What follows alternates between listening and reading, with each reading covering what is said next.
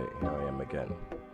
I keep telling you guys about the brain to machine. This is like the second time I'm making a live about this because Facebook keeps taking it down. I want to show you this video. It's so exciting. Like every time I see this, I like get like pores all over my skin raised. It's really exciting. So what I'm going to show here is the machine, the robot that Elon Musk built to do robotic surgeries in the brain. So he has a machine, like the surgery that they're going to be doing cannot be done with a human hand. So they built this robot that actually and it is so amazing to see this thing work. It actually picks up these like almost microscopic size wires and actually goes into the brain and finds the exact spot it's supposed to be inserted to, and like just inserts it in, and it does it so fast. It's really nice.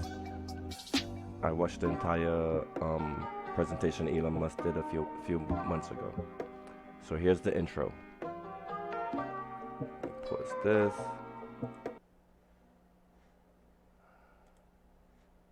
Okay, take a look at this video. Facebook will most likely take this video down because it's copyrighted. This music sets off the algos on Facebook. So as soon as this video might stay up for like maybe 5 minutes, after that they'll give me a copyright infringement notice and take it down. But just watch this. This is the robot. It's some really awesome shit. And this is going to be the beginning of Human 2.0.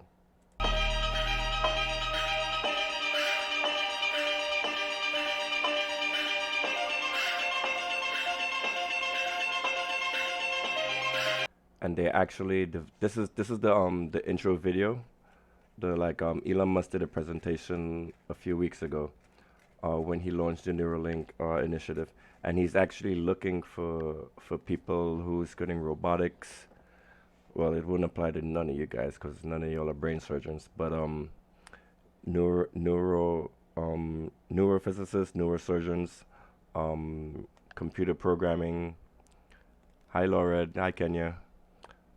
Computer programming and microbiology and a whole range of other topics. So Elon right now is recruiting for his company Neuralink, and what they're developing is a machine that will link the human brain to an actual machine. And what they're showing here in this video is the developing of the robot, and they're actually going to do a demonstration at the end.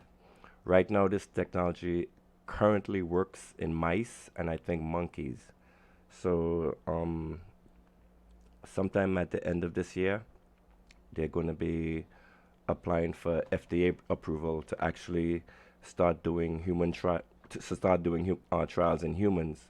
So first, so what Elon said at first, the ultimate goal of this technology is to map the entire human mind to a machine. So we will be able to upload our consciousness, upload our minds to a computer.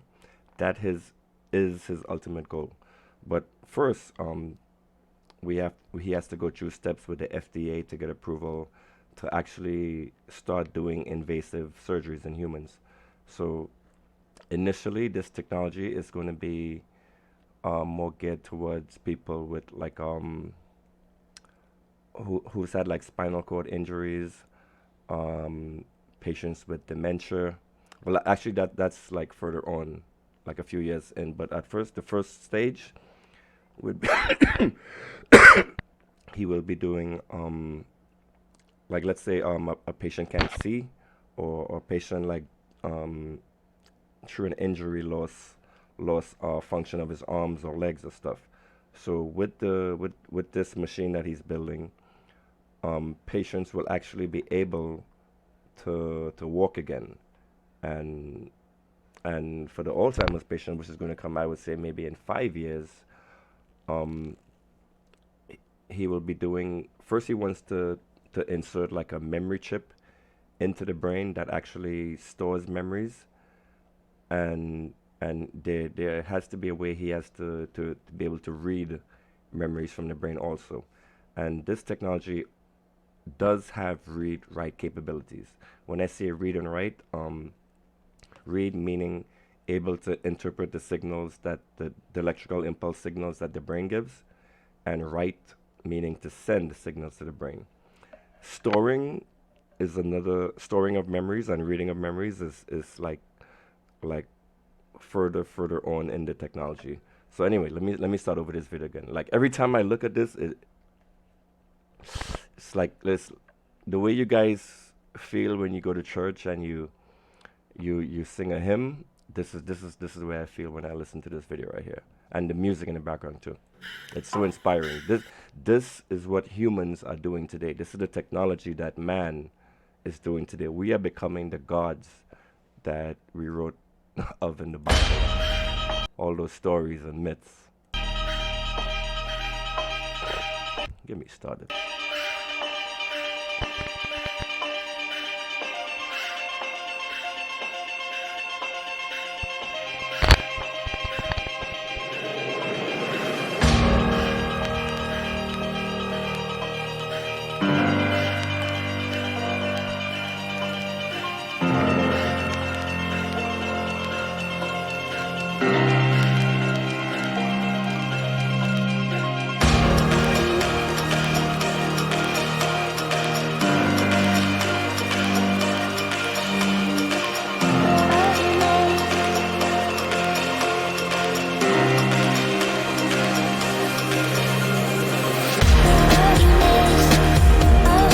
Look at this beautiful thing. Look at this. This is the robot. Oh my God, this is so beautiful. This is the robot that is actually going to be doing brain surgeries. Yes, you heard me right. Brain surgeries. This robot right here. Um, if this is something that interests you, I encourage you to to look at the hour and a half long video presentation I just shared on my profile 5 minutes ago. It actually talks about all of the capabilities this robot can do, how fast it works, and how like all of this the specs of the machine. Like currently, what's the name of the Parkinson's disease? There's something called deep brain stimulation where um, actual humans like take metal rods and stick it into the brain, like literally like metal rods, like it about this size. They take metal rods like these, stick them into the brain, and like when a person has like the Parkinson's disease, they use these electrodes in the brain to actually like send signals to the brain to stop the tremors. So this is tech that's currently in use today, and the current electrode side is something like this. This robot that Elon Musk developed and is currently seeking FDA approval, the size of the electrode is thinner than a human hair. It's that small, and this robot has the capability of taking 100 of these hairs and actually going into the brain and inserting these electrodes into the brain. So let's say this is the size of the current tech that's in use. Elon Musk um, filament can fit 1,000 times inside of the current electrode. So let's continue watching this. So this is the robot here.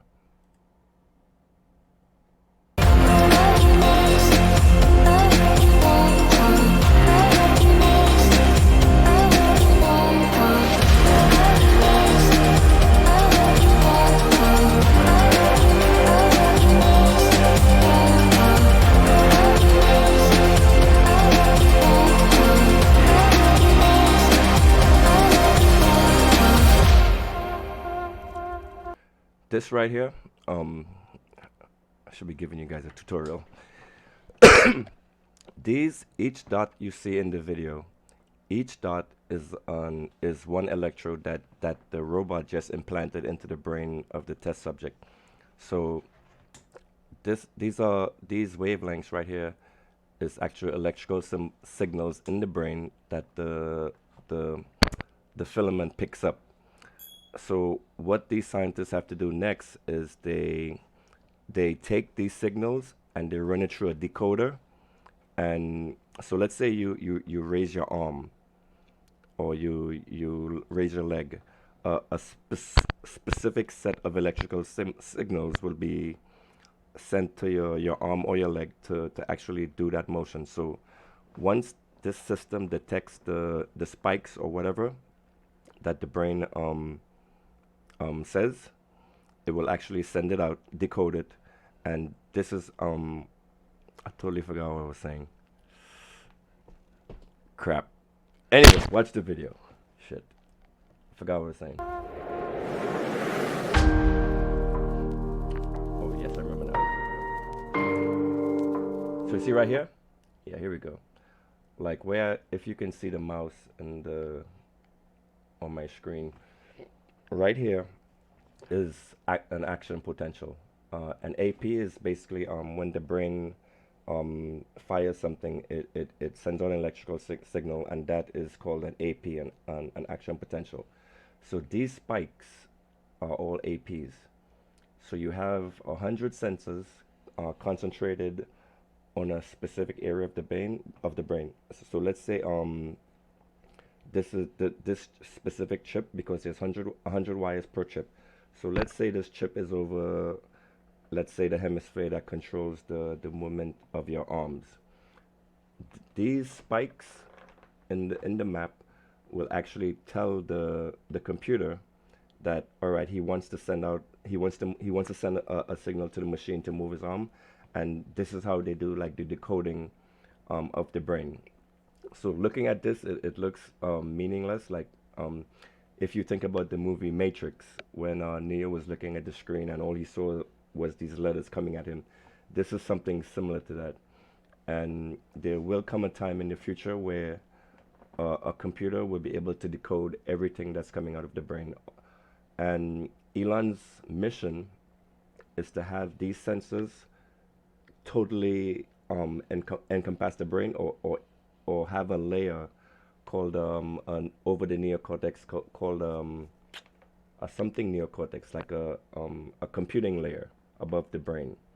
And this computing layer would map to all of the vital areas in our brain, and this is what's going to allow us to eventually become immortal. So the videos that I played in the past dealt with virtual reality. This right here is the tech that's going to make that come to reality, and it's happening today. So Elon Musk is, hey Melanie, long time no see. So Elon Musk is hiring, and he's looking for guys that's good in robotics, computer programming, biology, and all of the sciences that will be necessary to make this tech available to us.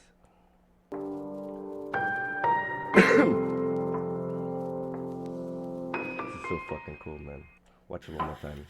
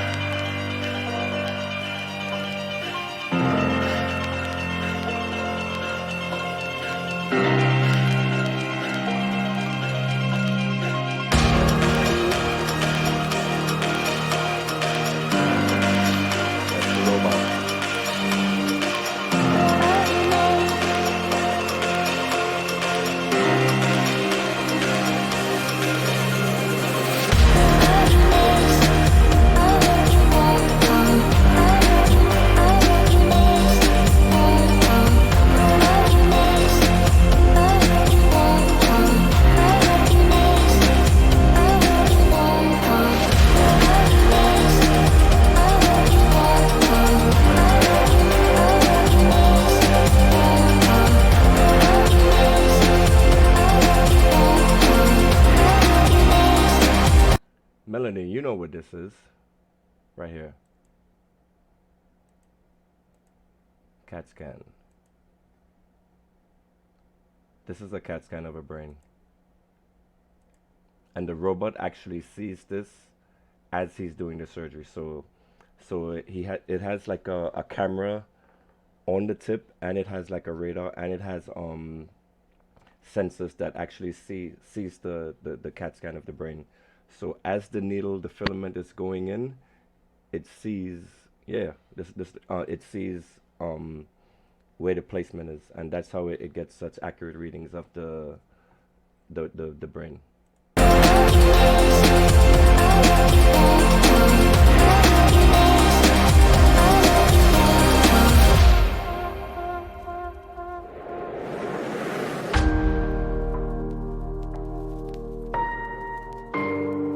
Exciting shit, man.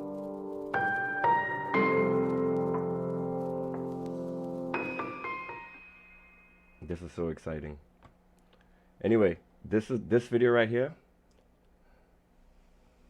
Exactly.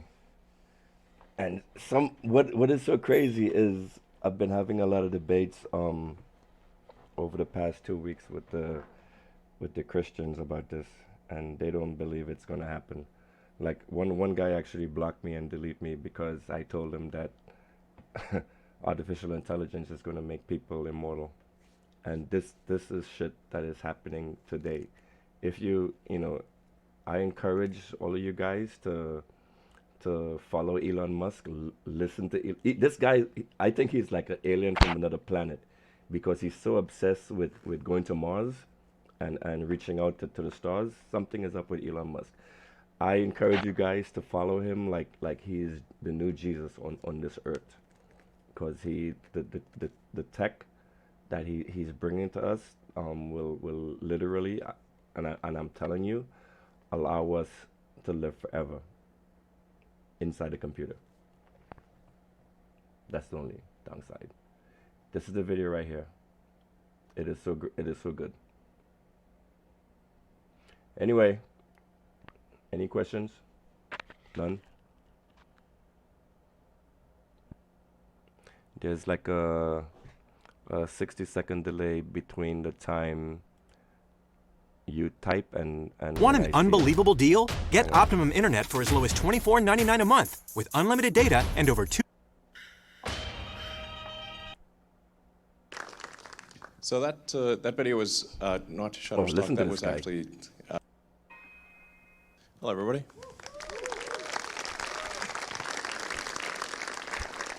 I'm getting goosebumps as I'm listening to it. As he said, hello everybody, my skin just was like... actually Neuralink. This is God right here. So that's actual video from the company. So if you want to get a sense for what it's like to work at Neuralink, that video is indicative of the atmosphere of Neuralink. It's an incredibly talented team, and you're going to hear... That's the thing, though. Like, once you get past 200 years, like, initially I say, yes, I want to live forever. But I don't know. Like, I'm fascinated with the future. I'm fascinated with everything that these guys talk about. Would I want to live forever? Yes.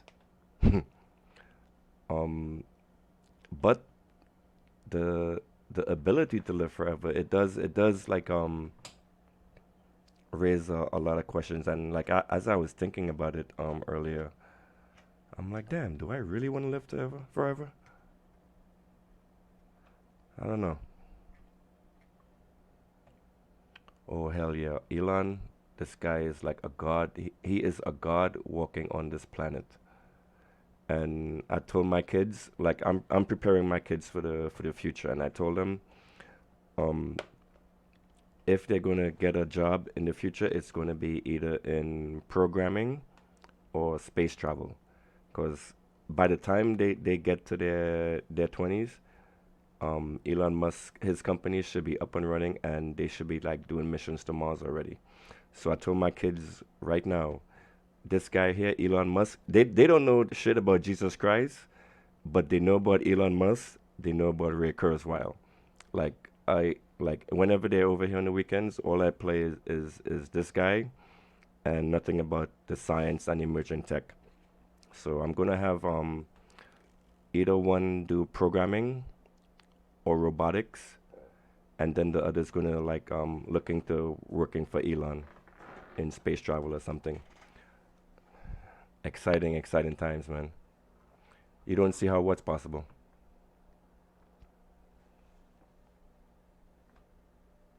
Living forever, or what don't you see as possible? The brain to the computer? That is possible. Because think about it. You know, you guys, I don't know if you're religious or not, Melanie, but um, you may have, like when you were growing up, you were taught to believe that we humans have like something called a soul, and when we die, we go to heaven and all that nonsense that the religious people tells you. That's not true. That's all made up. That's all fictional stuff. So think about this. We w- inside our brain, it's nothing. Our brain is nothing but a computer. Um, it's like a quantum computer that uses like a neural technology to access memories and stuff. I think no, living forever. Yes, it is possible, Melanie. Yeah, you know, like I said, keep watching these videos. Watch, because how should I explain to you? If you can upload your mind into a computer, you can live for as long as the computer has power. You're open-minded Catholic. Okay, that's cool. I used to be like you. Like I said, I grew up a Catholic all my life, and only when I came to New York, um, I changed. And wait a minute, I think I may have told you my beliefs already with the aliens and stuff. We may have had these conversations already when we were working for Dr. Wilson, if we ever spoke about God or religion. But anyway, all of this stuff that they teach us in the Bible about having souls, it's not true. You are just think about this. What is a baby? A baby is nothing like a blank software program.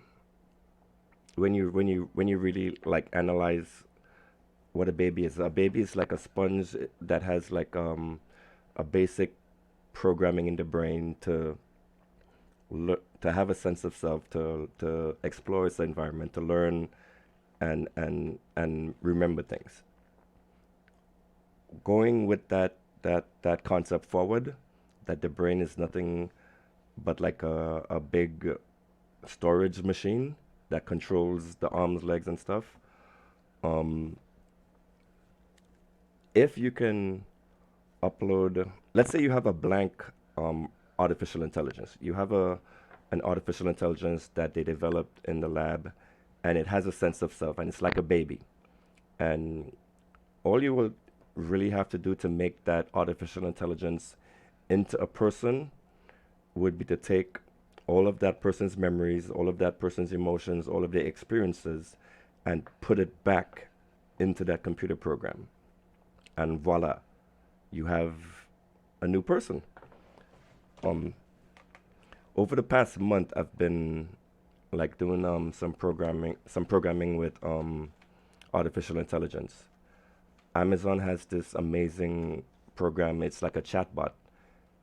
If you called my business right now, I would think that your body itself, as far as wear and tear, would break down. How can no? That's the thing. You wouldn't have a physical body anymore. Your body, all of your everything, your body will die off, and your memories will live inside the computer. So basically, you're shedding your mortal human form and becoming a computer program. You're becoming software. It's like cloning, but you be cloning your brain into a computer, and living in a virtual world inside the computer. This is so fun. I'm really enjoying this conversation. Yes, so it's exactly like cloning.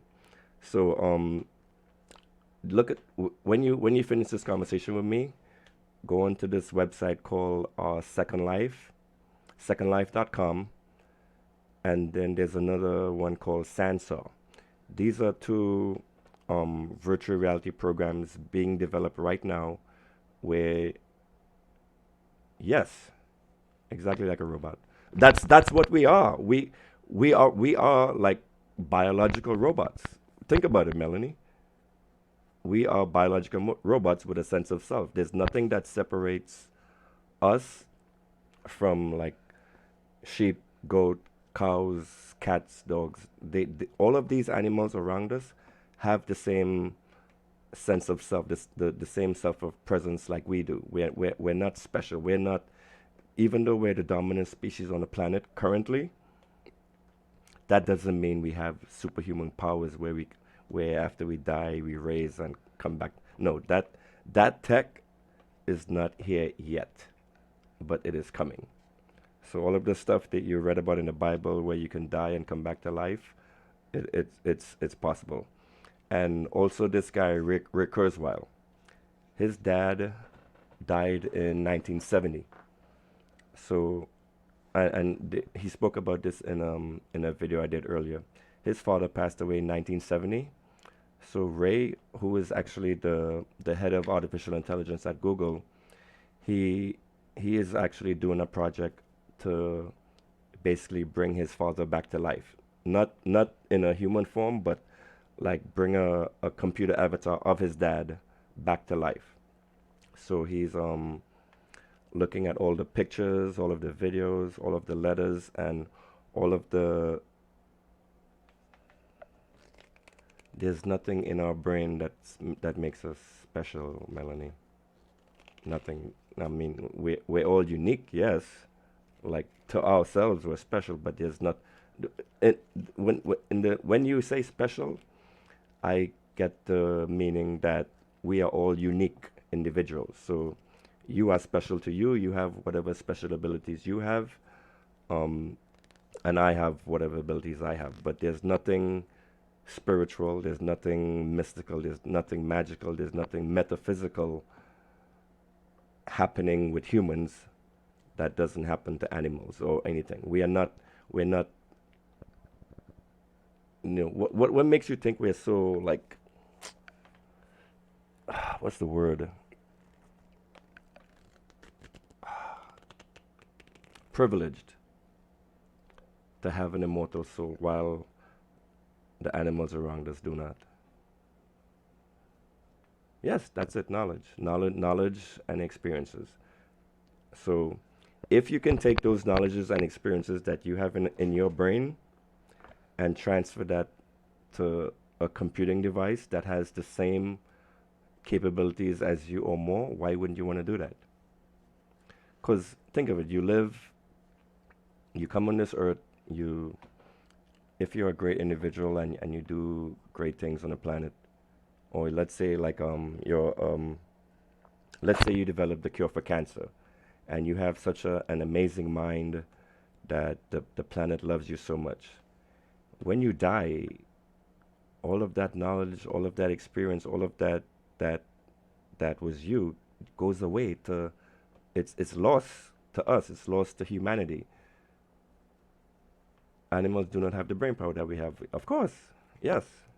But just because animals just because they're not equal to us doesn't mean that us as humans have a metaphysical soul, is what I'm saying. So what might be getting you hung up is the fact that you think we have a spirit, and then all right, let me tell you this right here.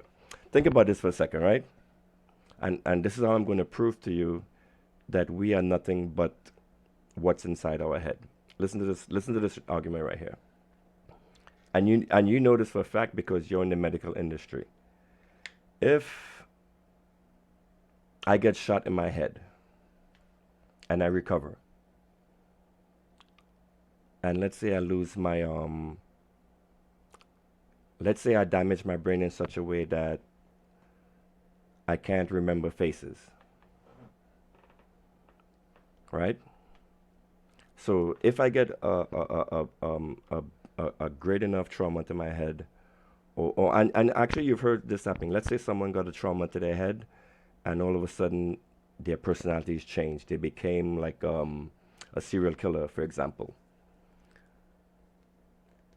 Or I had some sort of damage to my brain. Let's say I damaged my brain and I stopped recognizing shapes, but I can tell what an animal is. Like the brain is so funny in such a way where certain areas that you damage will actually affect cognitive abilities. You can damage an area of your brain where, exactly, you can damage an area of brain where you stop seeing. You can damage your brain where you stop hearing. You can damage your brain where you lose your consciousness, where your sense of self. You can damage your brain where you lose bodily functions, right? So let's say I got shot in my head, but I still stayed alive. And I stayed alive for, let's say, 20 years. Whatever area of whatever damage the bullet did becomes me, right? So I'm like a vegetable or whatever for all my life. But when I die and my brain totally disintegrates, and it's like all bacteria and worms and stuff, you're trying to tell me I will rise out of that gunshot wound with my all my brain functions restored, and I'll rise up into the air and I can see grandma and see the cat and recognize everything. It doesn't make sense. You know, it just doesn't make sense. How can you destroy your brain fully and then raise off out of that after death as a whole human being? You know what I'm saying? It just logically it doesn't make sense. So, and scientists have been saying this for over 60 years, but the religious sect has such a hold on society where they have people believing that there's life after death. And what's so sad is this is like a governmental policy. Like you can't teach evolution, you can't teach certain types of sciences in school. You can't right now, because of the stuff that the religious guys are doing to us, you can't do experiments on stem cells, on embryos, on discarded embryos. You can't, because of these religious laws, the laws that the Catholic Church has put into place regarding these things. The United States is limited in what it can do in the fields it can expand to in science. China, on the other hand, neither do I. I do not believe in reincarnation. That is all hogwash. That's all something that the Catholic Church uses to manipulate and control people. And when you think about it, this may have been like an effective tool for controlling society, maybe 1,000 years ago. But the Bible, it's not really. It doesn't scare us anymore. It doesn't like all of the thunder and fire and nonsense that you see. It's all hogwash. It doesn't apply to normal day society, and in fact, it like I said, it hinders us in where we can go as a society altogether. And what made me actually get upset, what was it? Like all excuse me, I would say for the past year I've been doing like anti-religious posts. And someone on my friends list came up to me and was like, "Listen, Raul, are you an atheist?" And I was like, "No." You talking about I'm an atheist? I'm not an atheist. I'm an anti-theist, which actually that was the label I was calling myself, which means which meant that I was against the church and against its teachings. And I was always like hiding behind this label. And this lady came up to me and was like, "You need to speak up." And when she did that, like something just clicked in my head.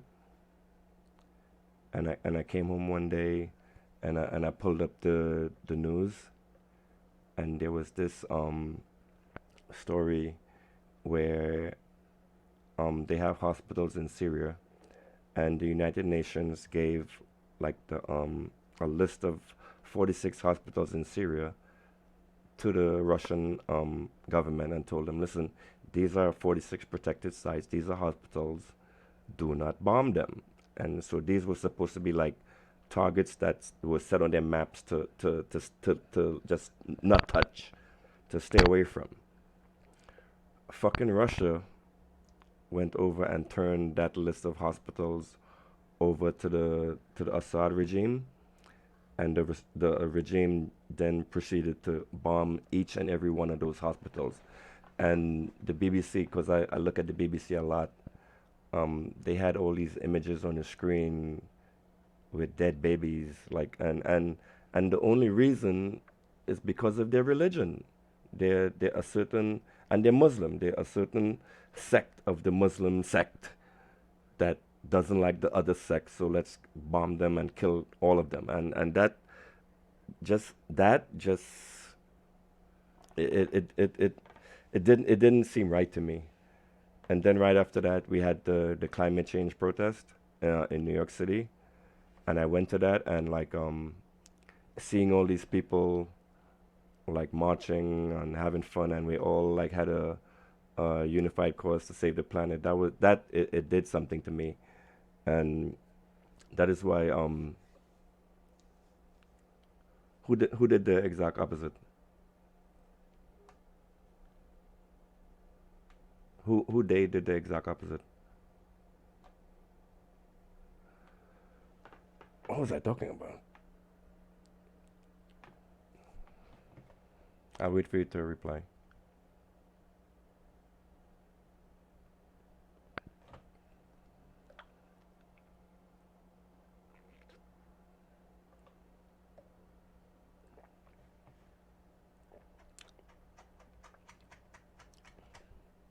Waiting. Anyway, what was I saying? So I went to the climate change protest in New York City, and I took my camera and I took my kids, and when oh yeah, the Russians, yes, those fucking bastards, man. They went and they killed all those babies, and that just it clicked for me, and then you log onto Facebook and you see a post from some random person. Oh, thank you, God, for your blessings. Thank you for giving me XYZ shit. Some useless fucking nonsense. They got a job, they got a raise, and right now, this second, is a mother praying that her child doesn't die, and her prayers are not being answered. And you on Facebook with a meme praising Jesus for your blessings, and it just seems fake to me, like the whole stuff that the Catholics do. And the reason like they don't care that these kids are dying, like people are literally dying, is because they're Muslim. Like they're in the wrong religion, so fuck them. And that just that didn't seem right to me, man. So and after that, I went onto a website. I went onto YouTube actually, and I googled atheist.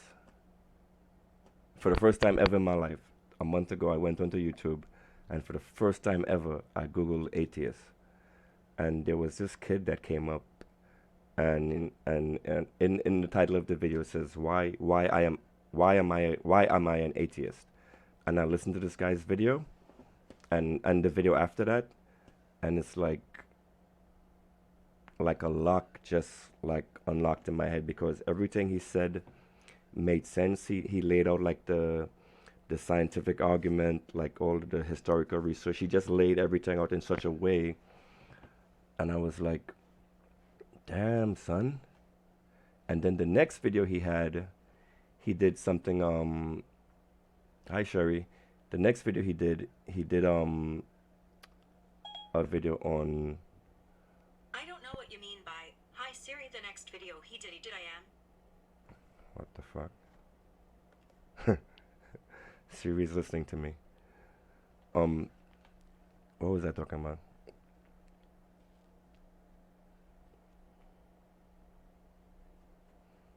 I forgot what I was talking about. What was I talking about? Shit, I forgot. Did a brain fart just now.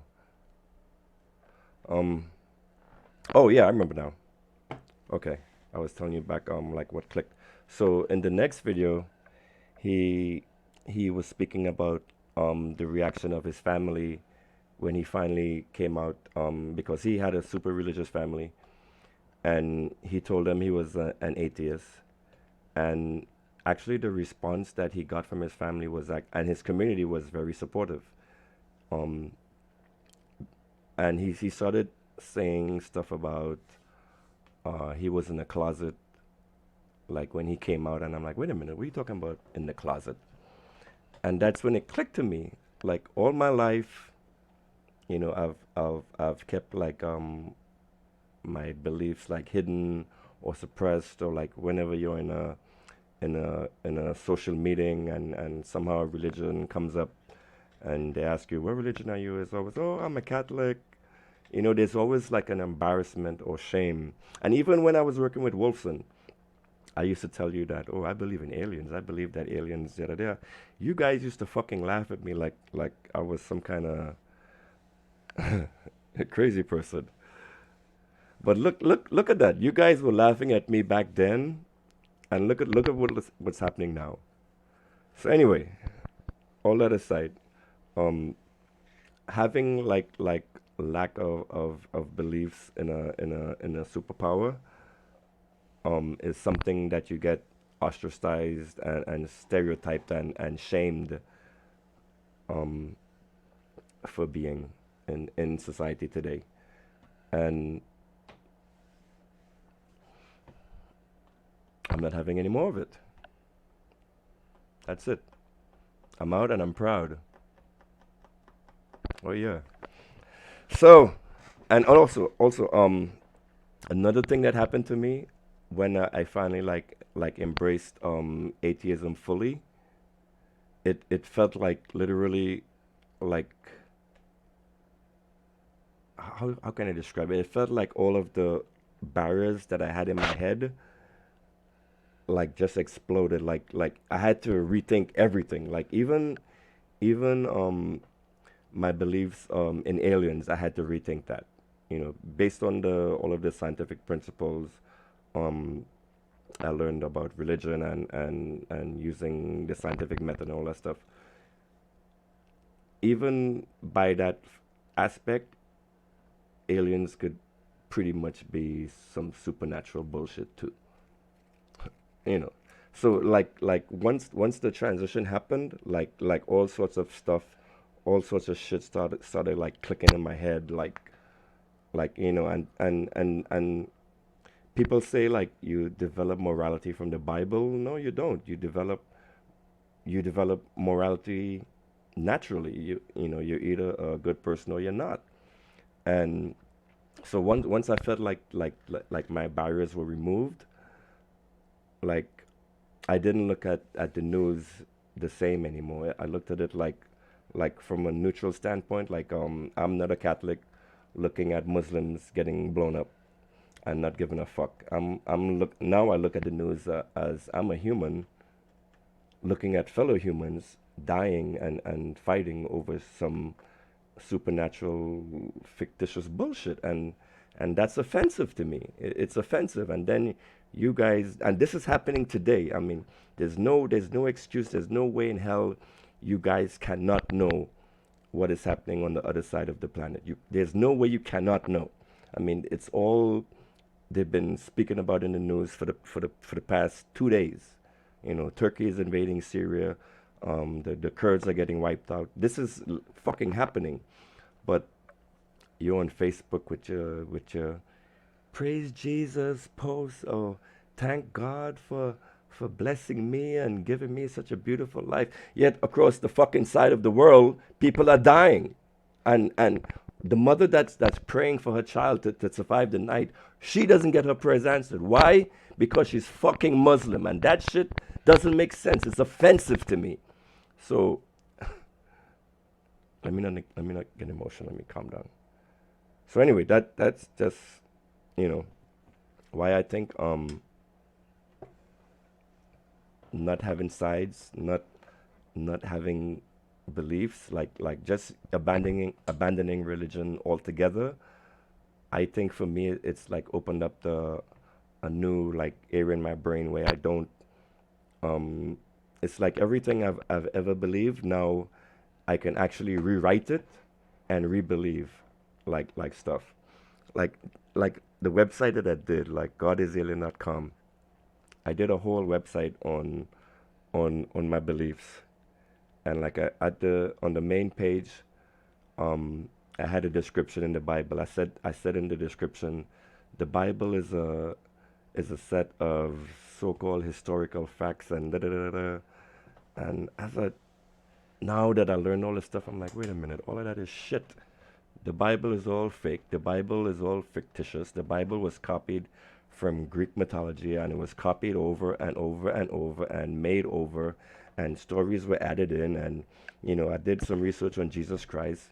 People saying there was a Messiah, and you know what? And there's another thing that's funny. You work with Jews, Melanie. I'm sure on more than one occasion, you asked Dr. Wolfson, what do the Jews think about Jesus? And what was the answer to you? And I've asked this to multiple Jews in my time, and they say, like, and this based on Jewish historical records, the Jewish Bible, whatever, they say Jesus did exist, but he was just a regular old rabbi. He was just a regular rabbi that had a nice following. And after he died, like 10, 20 years after he died, people started writing all of these mythological stories about him. I forgot my train of thought. You guys give me some stuff to talk about. I have a nice flow. I went totally away from Elon Musk onto this religious bullshit. Maybe we should get back to the video, because I'm like brain freezing and I'm running out of stuff to talk about. You're not helping me. So anyway, yeah, that's why I think religion is bad, and you guys should just stop and start considering, start like caring about if you're really Catholic, if you're really religious, if you really want to be a person of the Bible. Look, you know what? Look at Pope Francis. I wasn't a believer, but for some reason, when Pope Francis became the Pope, I was like so fucking happy. I was like, I don't know why. It was like it was like remnants of my old programming. But anyway, seeing Pope Francis come into the papalship, and seeing how humble he was. Like the guy before him, I think he was a fucking douchebag. He was a piece of shit. Just looking at Pope Benedict, he had like this nasty. He had this face that just didn't do it for me. And when Pope Francis became Pope, the first thing he did was he went to a prison somewhere, and he started washing people's feet and kissing. And, you know, he showed off like great humility. And that to me, like seeing the leader of the Catholic Church like do something like that, it just made me like so happy inside. Like seeing, I was like, yes, this is the exact man that is supposed to be. He's the one to set the example. And the first thing he did when he went into the church where his like living quarters, he has like a whole mansion or whatever to himself that for the Pope. He said, fuck that, I don't want to live in that shit. I want to live in the community, in the like the barracks or whatever, with everyone. And like seeing this as a leader, that just like I don't know, it almost made me like want to say I'm a Catholic and I'm proud to be a Catholic because this is the guy we have leading us now. And then you turn around on the flip side and you see Joel Osteen. And then there's this other guy. They had this video the other day. He was trying to buy a private jet from someone, and he had this like, "Give me your money" kind of look on his face. And you look at the Pope, and then you look at these shysters. Like, how do you guys justify this nonsense? I don't. But anyway, so for the past month, I've been doing like all of this research and stuff into the Bible, and the more that I dug up, the more that I saw it was all nonsense. It was all made up, stuff to control people. And so I'm like, listen, it's my job. I went to school for media. I have a fucking degree in media studies. Why not take this knowledge and start making content to share for you guys? To spread the word, to like this. I feel right now I'm superior. That's the kind of that's the kind of feeling you get once you're an atheist. You like once that barrier is removed, you get a sense of like you're almost better than everybody, because you look at the Hindus disagreeing with the Muslims, you look at the Muslims disagreeing with the Christians disagreeing with the Anglicans disagreeing with this one, and this one disagreeing with that one. And I'm here, I disagree with all of you because you're all full of shit. And this is like the, it's like this is the feeling. Hold on, I can't see. Exactly. You really shouldn't. So it's just offensive, like the all of the stuff that's happening in religion. And I want to speak out. And I started doing like some lessons on psychology, and because changing someone's belief in religion, it's not something that happens naturally. Like if you're living a comfortable life and everything is fine and good for you, you will never ever question your beliefs in God or what you were taught over your life.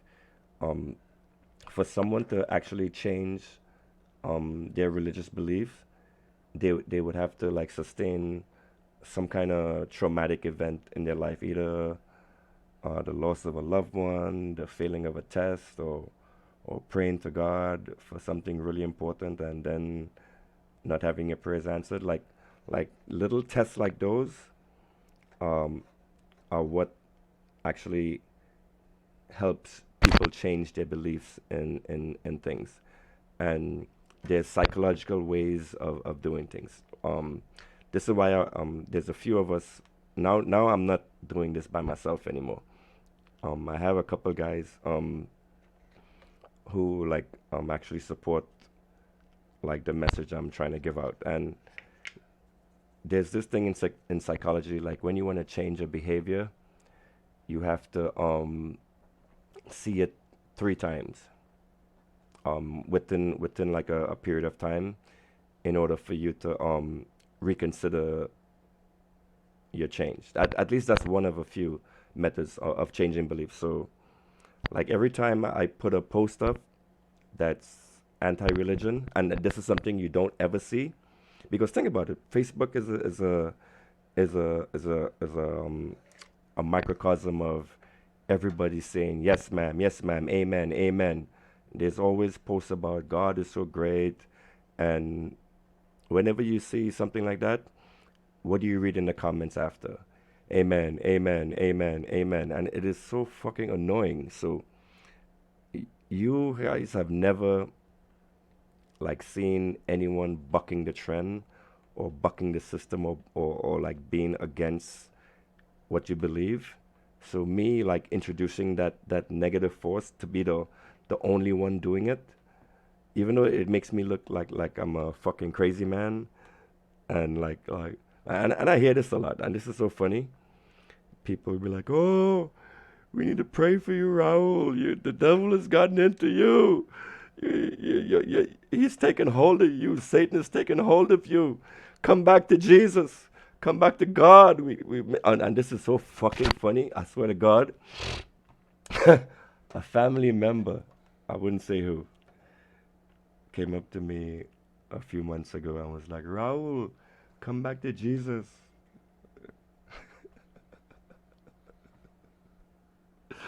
I'm like, what the fuck?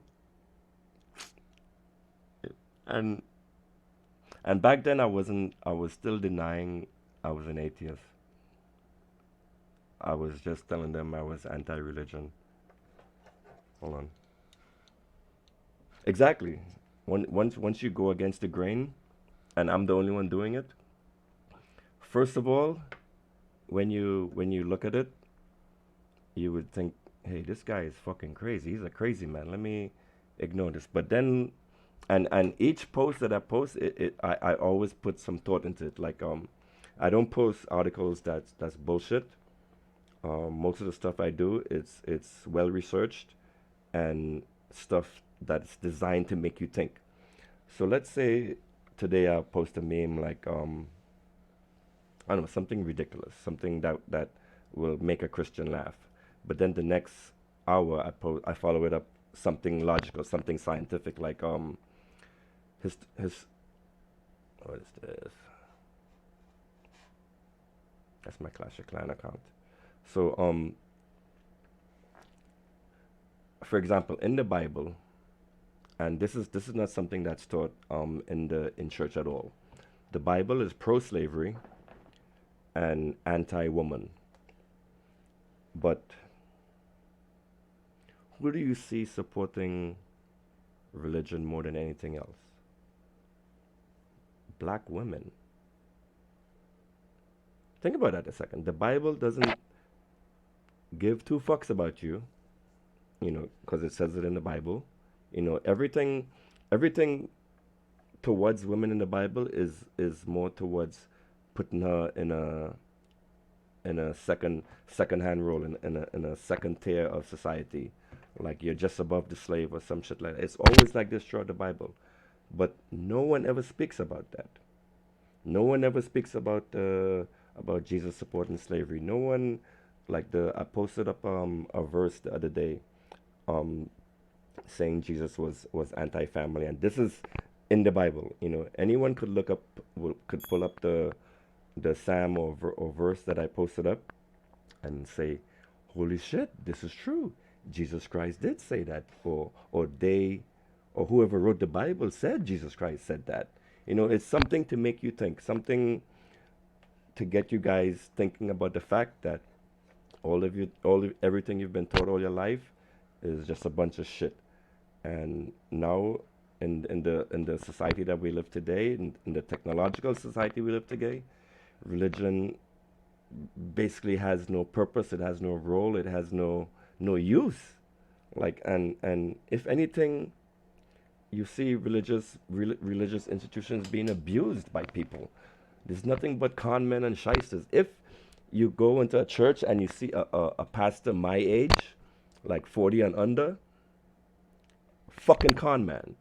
I can't believe, how can anyone in the age of today, in the age of the internet, in the age of information, not have how can you not know? How can you not do simple research? And this is like some laziness that happens in the Catholic Church, and it's really starting to affect us, and it's affecting governmental policy. It's affecting the shit we do across the planet. And it really upsets me, seeing people die, and then again seeing any wrong being done against a person. It's just, Like I would say with the transition, it's made me a better, more loving person now. Um, there's this show that I posted on my timeline last week called what's it called? Earthlings. I saw it twice, and every time I watch that, I break down and cry. I break down crying. Like I watched it with my kids. Yes, what was it? Friday. I watched it with my kids, and I was like,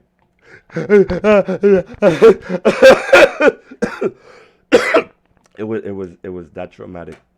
Like seeing, like I don't know, like seeing any person suffer, and it's so hilarious to me. Like I put up something negative about religion, and someone would post, "You're an evil person."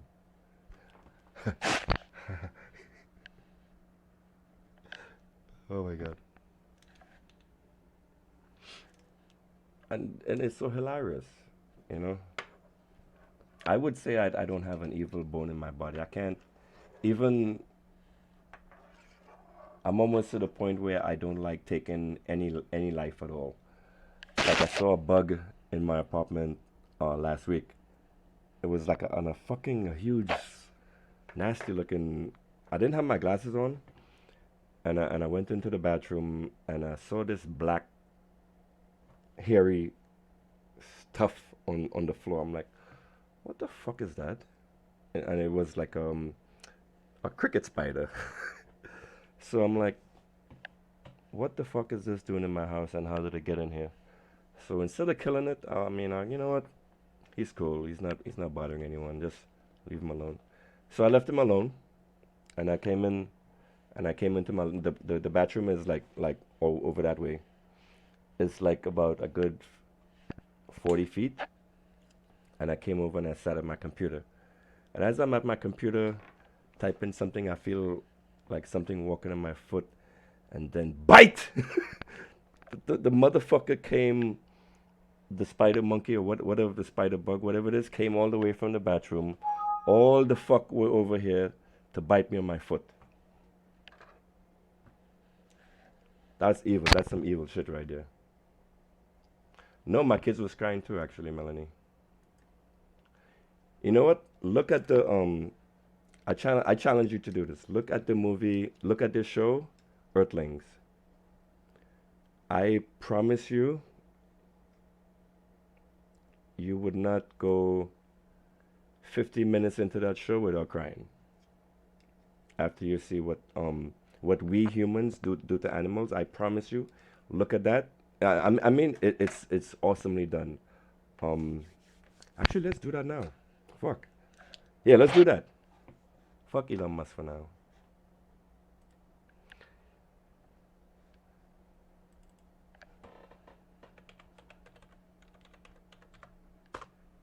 Watch me cry. Watch me cry on live screen. This shit right here. Watch this for the first 10 minutes with me. How do you see the world? And Gloucester, who is blind. All right. Are you on? Watch this. Watch the first 15 minutes of this, and I promise you, you would cry like a fucking baby. Like I even in front of my kid, even though I had seen this previously, and it was traumatic the first time I seen it, actually seeing it again messed me up like just as bad. And I have a tendency like you listen to the words that the person says, that the narrator when he comes on, you listen to everything he says and you actually get into the groove with him. Check this out.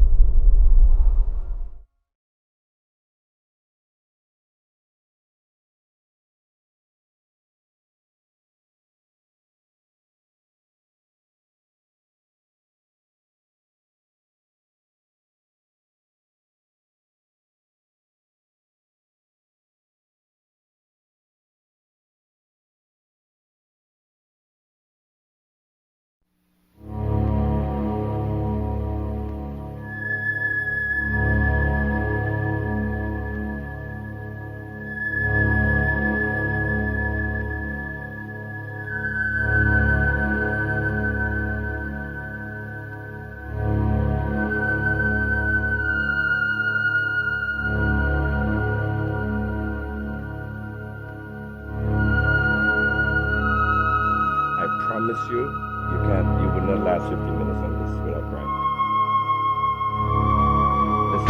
Listen to the words and everything he says it and how he says it. Just get into this for a second.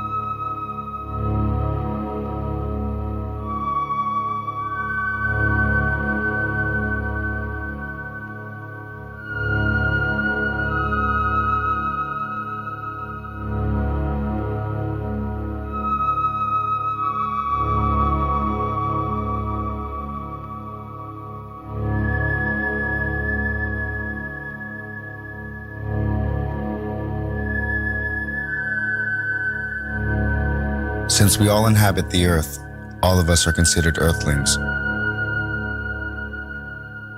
There is no sexism, no racism, or speciesism in the term earthling. It encompasses each and every one of us, warm or cold-blooded, mammal, vertebrate or invertebrate, bird, reptile, amphibian, fish, and human alike. Humans, therefore, being not the only species on the planet, share this world with millions of other living creatures as we all evolve here together. However, it is the human earthling who tends to dominate the earth, oftentimes treating other fellow earthlings and living beings as mere objects. This is what is meant by speciesism. By analogy with racism and sexism, the term speciesism is a prejudice or attitude of bias in favor of the interest of members of one's own species and against those of members of other species. If a being suffers, there can be no moral justification. Listen to the words, and to watch this, you have to like really get into the zone. Like listen to what the man says, and listen to the music in the background. Sorry for interrupting. I'm actually fucking it up, but just do that and get into the zone for a second. For refusing to take that suffering into consideration. No matter what the nature of the being, the principle of equality requires that one's suffering can be counted equally with the like suffering of any other being.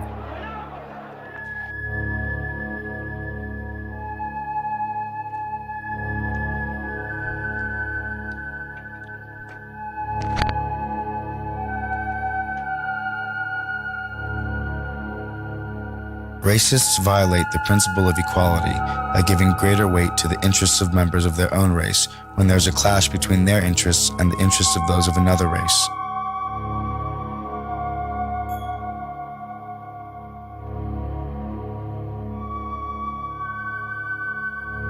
Sexists violate the principle of equality by favoring the interests of their own sex.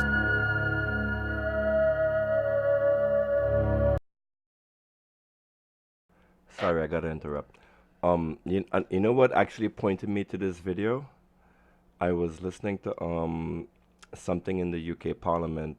There was a member of Parliament in the UK, and he was giving this speech on something. I think it was climate change or some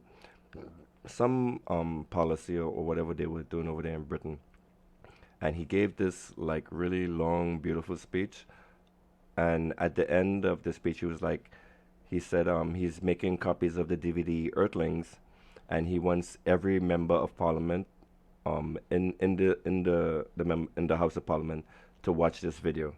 And I had heard of the Earthlings video what was it, 2 years ago, but the stuff that I saw was like some really graphic shit, and I couldn't watch it. Because it's really fucking brutal. Like you have to to watch this, you have to literally plant yourself and say to yourself, I'm gonna sit through this and I'm gonna do it.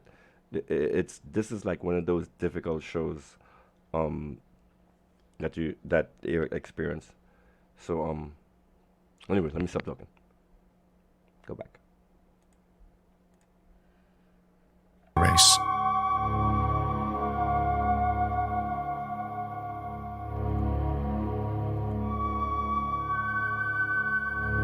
Sexists violate the principle of equality by favoring the interests of their own sex.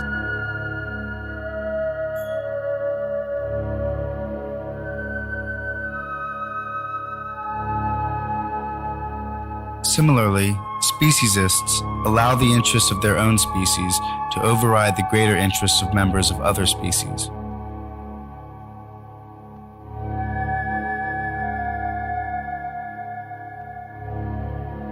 In each case, the pattern is identical.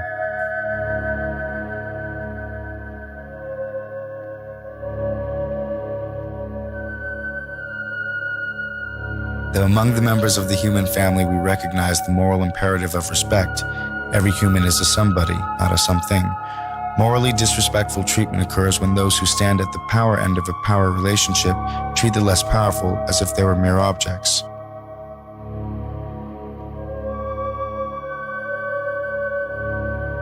The rapist does this to the victim of rape, the child molester to the child molested, the master to the slave. In each and all such cases, humans who have power exploit those who lack it. Might the same be true of how humans treat other animals or other earthlings? Undoubtedly, there are differences, since humans and animals are not the same in all respects. But the question of sameness wears another face. Granted, these animals do not have all the desires we humans have. Granted, they do not comprehend everything we humans comprehend. Nevertheless, we and they do have some of the same desires and do comprehend some of the same things. The desires for food and water, shelter and companionship, freedom of movement and avoidance of pain. These desires are shared by non-human animals and human beings.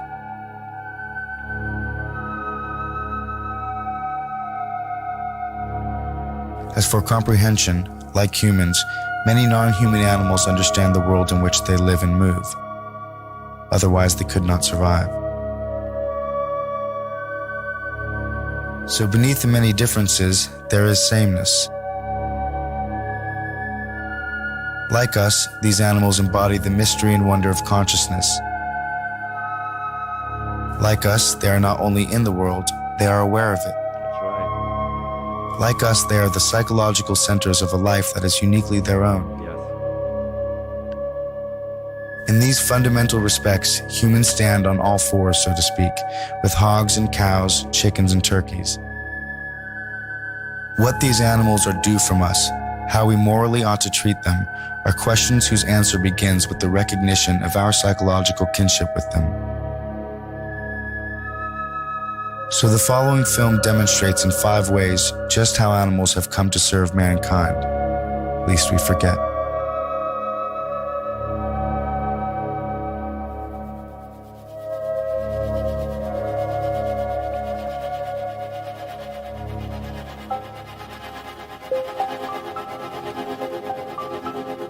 Nobel Prize winner Isaac Bashevis Singer wrote in his best-selling novel, Enemies, a Love Story, the following. As often as Herman had witnessed the slaughter of animals and fish, he always had the same thought. In their behavior toward creatures, all men were Nazis. The smugness with which man could do with other species as he pleased exemplified the most extreme racist theories. The principle that might is right. The comparison here to the Holocaust is both intentional and obvious. One group of living beings anguishes beneath the hands of another. Though some will argue the suffering of animals cannot possibly compare with that of former Jews or slaves, there is in fact a parallel. And for the prisoners and victims of this mass murder, their Holocaust is far from over.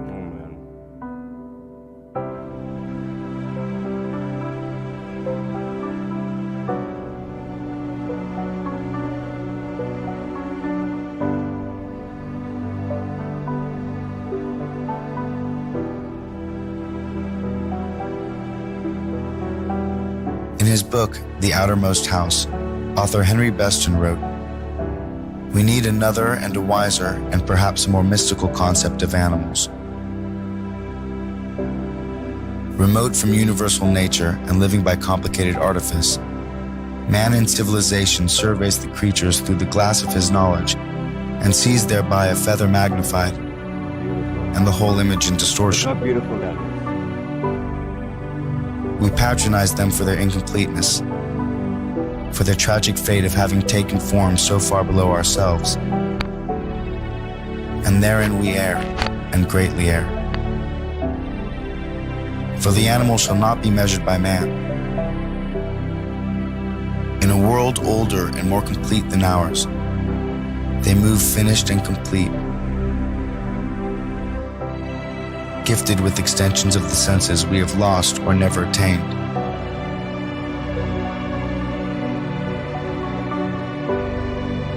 Living by voices we shall never hear.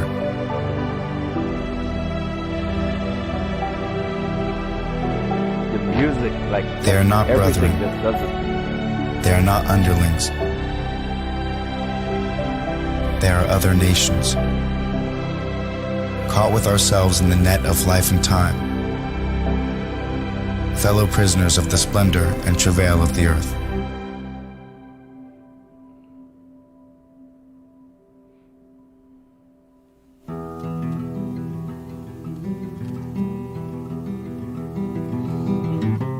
For most of us, our relationship with animals involves the owning of a pet or two. So where do our pets come from? Of course, one of the most obvious ways animals serve man is as companions. For these pets, it starts with a breeder. Though not all breeders are considered professional.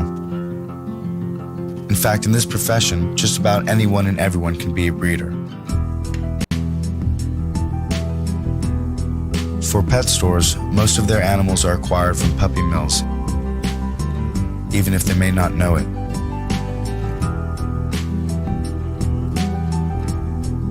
Puppy mills are low-budget commercial enterprises that breed dogs for sale to pet shops and other buyers.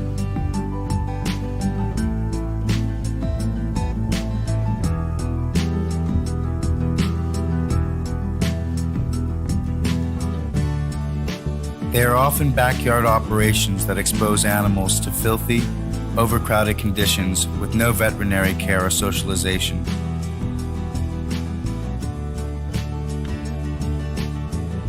Dogs from puppy mills often exhibit physical and psychological problems as they grow up.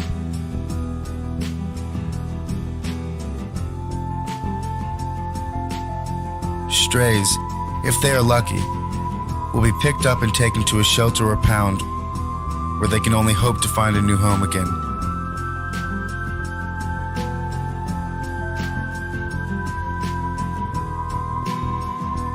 An estimated 25 million animals become homeless every year. And as many as 27% of purebred dogs are among the homeless.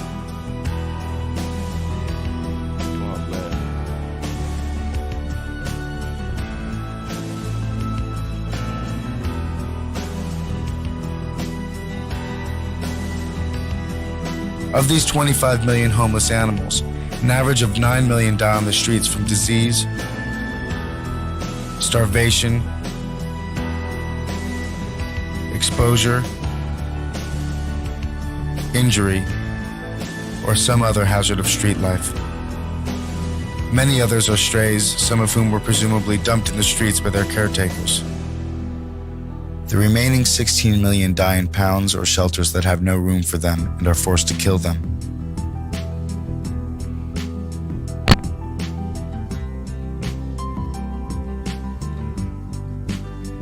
Sadly, on top of all this, almost 50% of the animals brought to shelters are turned in by their caretakers.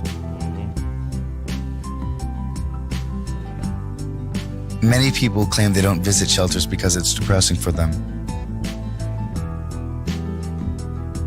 But the reason animals are crowded into such dreary places as these is because of people's refusal to spay or neuter their pets. Several pet owners feel, particularly men for some reason, that neutering a pet emasculates the owner somehow. Or they may just want their children to someday experience the miracle of life, so to speak.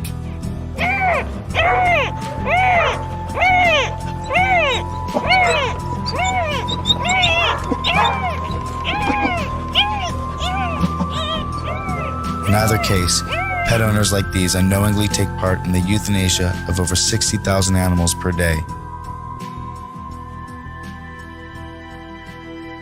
Euthanasia, generally defined as the act of killing painlessly for reasons of mercy, is usually administered by an injection in the leg for dogs and sometimes in the stomach for cats.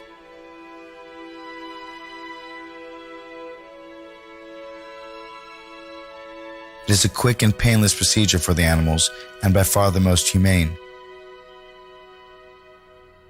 but not always the most affordable.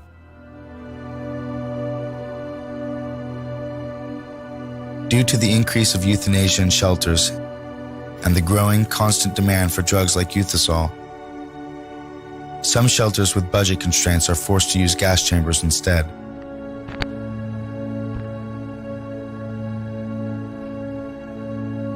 In a gas chamber, animals are packed very tightly and can take as long as 20 minutes to die.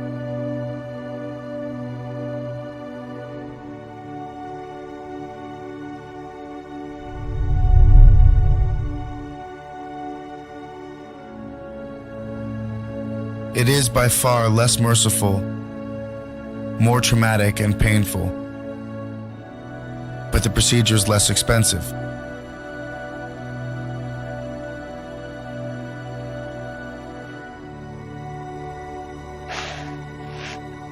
Perhaps some of the tough questions we should ask ourselves about animals that we keep as companions are: can we keep animals as companions and still address their needs? Is our keeping companion animals in their best interest, or are we exploiting them? The answers to these questions may lie in the attitudes of the human caretakers and their abilities to provide suitable environments for companion animals.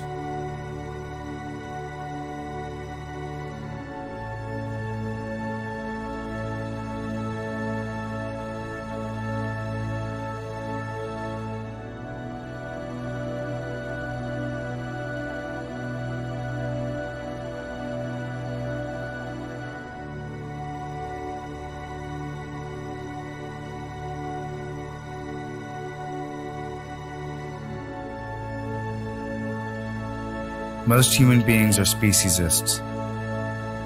This film shows that ordinary human beings, not a few exceptionally cruel or heartless humans, but the overwhelming majority of people, take an active part, acquiesce in, and allow their taxes to pay for practices that require the sacrifice of the most important interests of members of other species, in order to promote the most trivial interests of our own species.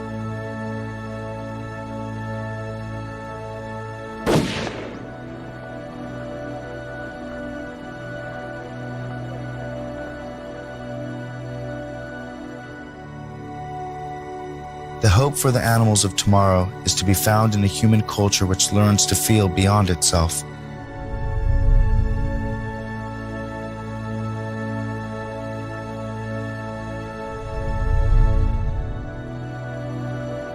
We must learn empathy.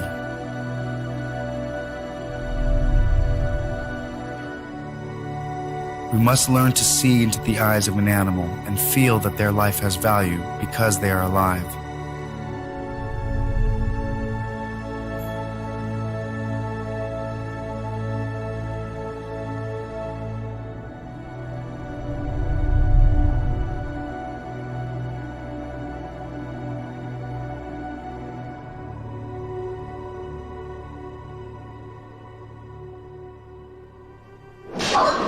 Oh, I missed.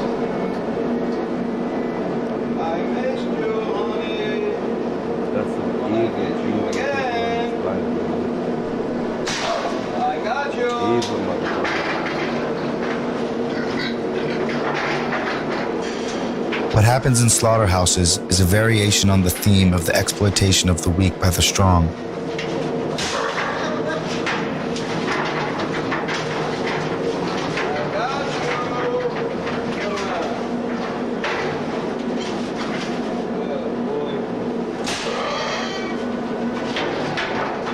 More than 10,000 times a minute, in excess of 6 billion times a year, Just in the United States, life is literally drained from so-called food animals. Having the greater power, humans decide when these animals will die, where they will die, and how they will die. The interests of these animals themselves play no role whatsoever in the determination of their fate. Killing an animal is in itself a troubling act. It has been said that if we had to kill our own meat, we would all be vegetarians. Certainly very few people ever visit a slaughterhouse, and films of slaughterhouse operations are not popular on television. People might hope that the meat that they buy came from an animal who died without pain, but they don't really want to know about it. Yet those who, by their purchases, require animals to be killed do not deserve to be shielded from this or any other aspect of the production of the meat they buy. So where does our food come from? For those of us living on a meat diet, the process these animals undergo is as follows.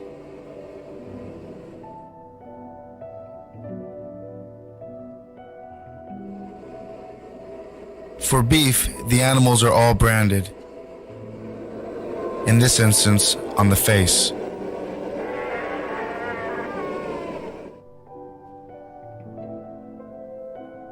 Dehorning usually follows, never with anesthetic, but rather a large pair of pliers.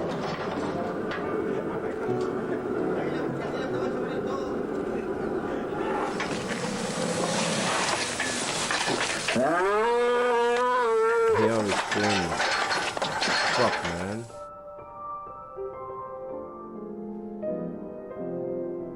In transportation, animals are packed so tightly into trucks they are practically on top of one another. Heat, freezing temperatures, fatigue, trauma, and health conditions will kill some of these animals en route to the slaughterhouses. Milking cows are kept chained to their stalls all day long, receiving no exercise. Pesticides and antibiotics are also used to increase their milk productivity.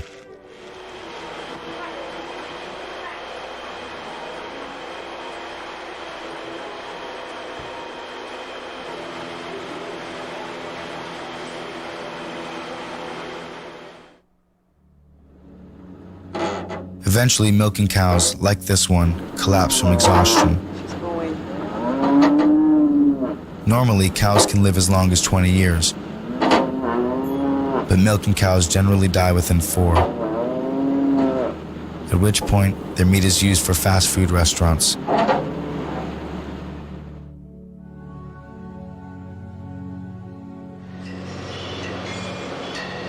At this slaughterhouse, the branded and dehorned cattle are brought into a stall. The captive bolt gun, which was designed to reduce animals unconscious without causing pain, fires a steel bolt that is powered by compressed air or a blank cartridge right into the animal's brain.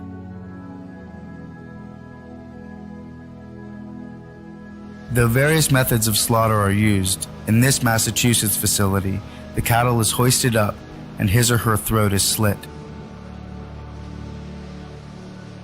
Along with the meat, their blood will be used as well.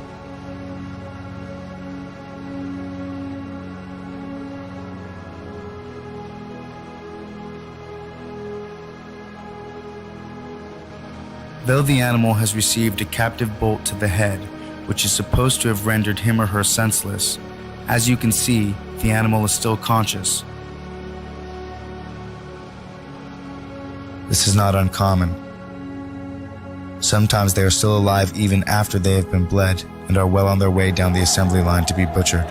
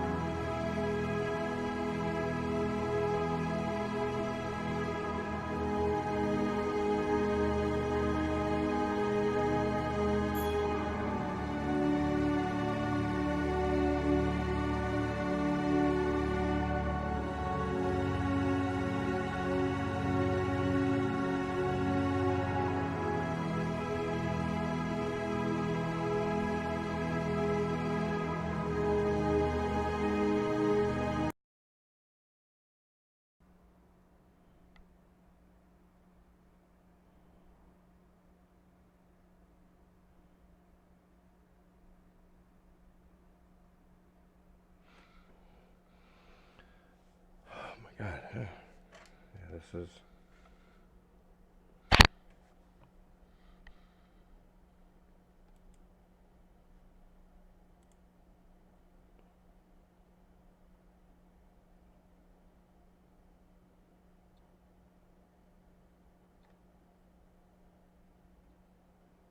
Ah. You know what? This is a copyrighted video, so maybe they're trying to block me. Facebook does that. You still there?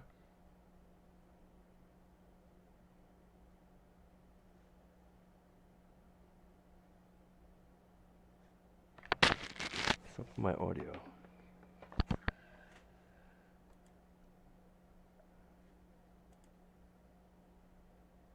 Ah, the video cropped out.